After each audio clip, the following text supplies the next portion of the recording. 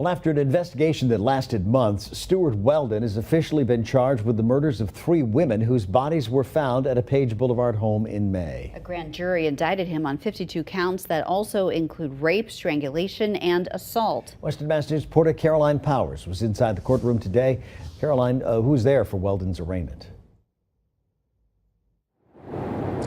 Dave, Beth, half of the courtroom was filled this morning with the families of several of Stuart Weldon's alleged victims.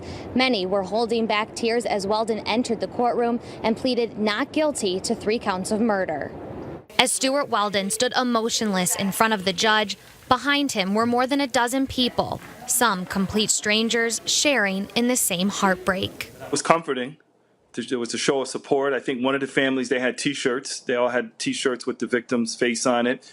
We did spend some time together after the meeting with all of the families, and we kind of just spoke of the loved ones. And so it was nice to kind of make that connection. The bodies of Ernestine Ryans, America Leiden, and Kayla Escalante were found at a home on Page Boulevard back in May.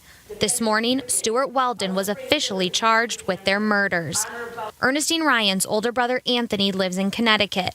Western Mass News spoke with him over FaceTime about this morning's arraignment. Initially, when I saw him, I was angry, and then I realized, obviously after seeing him for a while,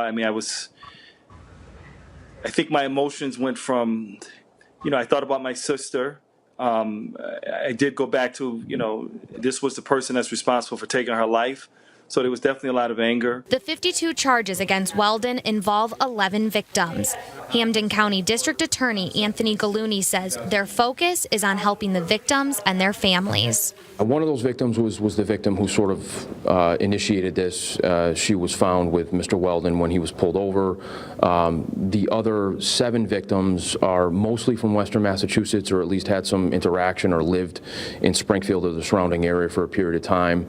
We've had contact with all those victims. That was a very laborious task, finding them, making contact with them, and getting them on board to pursue a prosecution against someone who harmed them in a very, very awful way. I'm just hoping that justice prevails. I hope he's never allowed to ever be out in society again. I hope my sister's death doesn't go in vain. I hope it's a wake-up call.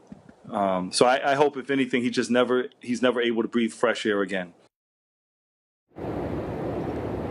Weldon is being held without the right to bail. He is scheduled to be back in court on September 27th. Now, Ryan says that the different families and friends have talked to one another about staying in contact for support throughout the case.